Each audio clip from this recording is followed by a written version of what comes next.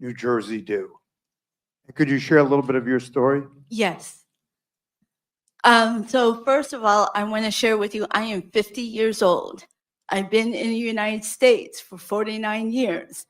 I was brought here as a baby because in South Korea, they didn't like disabled babies. I was actually born with congenital syphilis, meaning my mother was raped. And so I grew up being battered by my mother.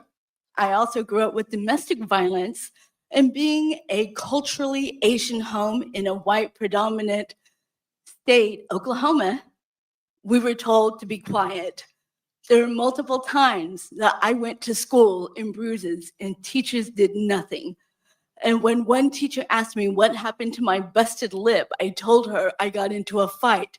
Guess what? The teacher swatted me for lying. Number two, I was raped at 3 years old all the way through 6 years old.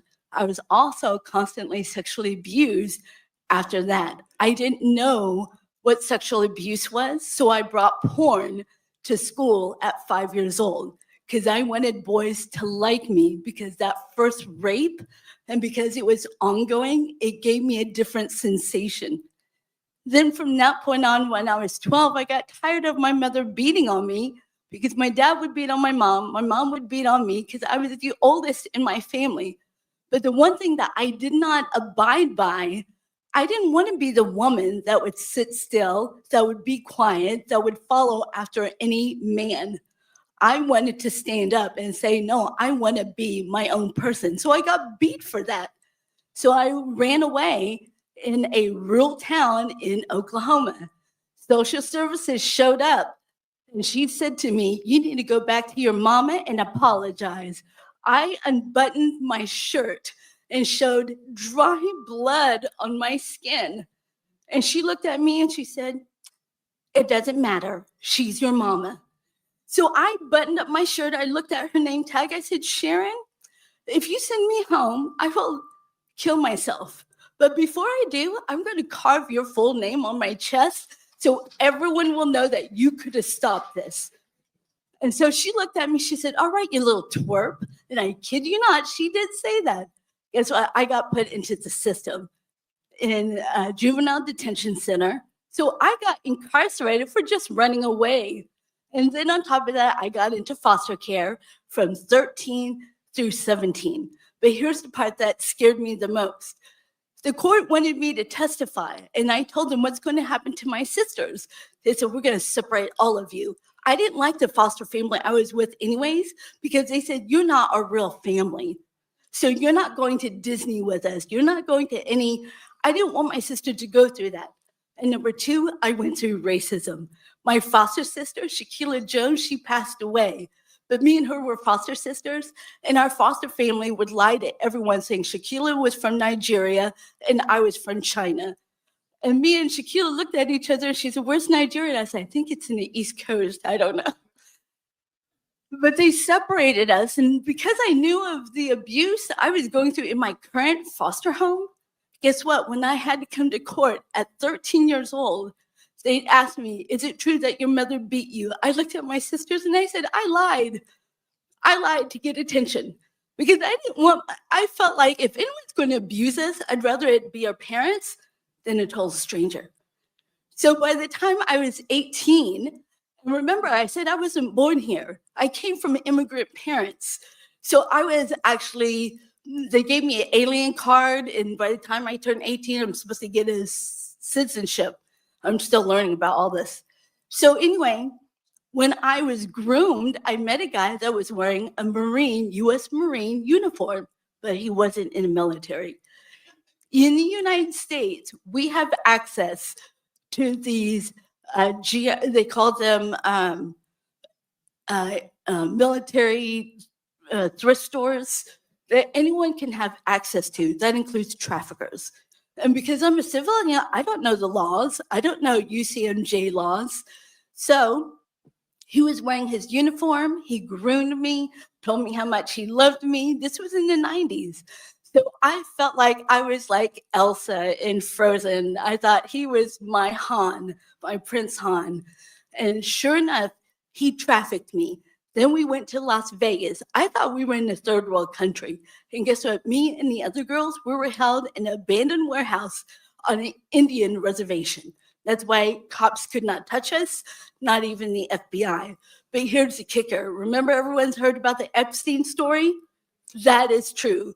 Because during the time I was trafficked, I was being beaten, I was being raped, and I was being sold as a 13-year-old Japanese girl, even though I was 19 Korean American. So I had to play up all the love me long-time stereotypes. And every buyer that came in, some of them were politicians, some of them were clergymen, but the majority of them were judges, attorneys, police officers, the police chief. And so then it's like, well, who do I go to? Who can I tell this to? And I didn't know what human trafficking was. So when I escaped, they destroyed my documents. To this day, I still don't have my documents. Isn't that crazy? So anyway, they destroyed my documents, even though I am a legal resident. I couldn't even go to a food bank to get a bag of groceries. I had a lady say, "Can you speak English?" I was like, I thought I was speaking English. And so I didn't know anything about human trafficking until one lady helped me, and she was in New York. So the New York Sanctuary family helped me. They got me an attorney because I had to apply for a disability. It was the only way to prove that I was a legal resident. But while I was waiting, then the FBI and ICE came to me. They said, "You deserve a visa." I thought it was a credit card. I'm like, "Yes, thank you for giving me reparation." And they said, "So you were trafficked from where?" And I said, "Dallas, Texas to Nevada." And they said, "No, what country?" "Oh, Dallas, Texas, USA." And they're like, "No, what country?" I know I flunked in geography, but I could have sworn the US is a country. So when I explained to them how I got here, I remember one of the ICE agent, he put his pen down. He said, "You're an American." I was like, "Oh, thank you. You finally know. Can you give me my papers back?" He was like, "You don't get benefits." And I was like, "Okay, what happened to the visa? Was it my credit? My trafficker destroyed my social security number." He was like, "No, you're an American." So he told me, "You can take 2 Caucasian girls. One will be from Wales and the other one will be from New Jersey, both 14 years old, both being beaten and raped by the trafficker. But guess what happens to the girl from Wales? She'll get social services." Now, this was back in 2003. She'll get social services. She'll also get immigration involved to help her get her papers back or get a T visa, while the other American girl gets handcuffed, thrown into juvie, and charged as a child prostitute. That's when I got angry and I went on GeoCities. For those of you who are my age, you know what that means. I said, "The government doesn't care about its victims." And that's how I got on Montel's show. I got on MSNBC and got to share my story. But the one thing I want to share with you, we have come a long ways. And we talked about healthcare. I am now diagnosed with multiple personality, and I'm stable now, so my personality is not going to come out. And I'm also diagnosed with dystonia because I do have traumatic brain injury. And so every now and then my hands will shake and sometimes it'll flip. So if I slap you, I apologize, you know. But I had a doctor that told me there was something wrong with me. And I told him about my abuse. And he said, "What's that got to do with it?"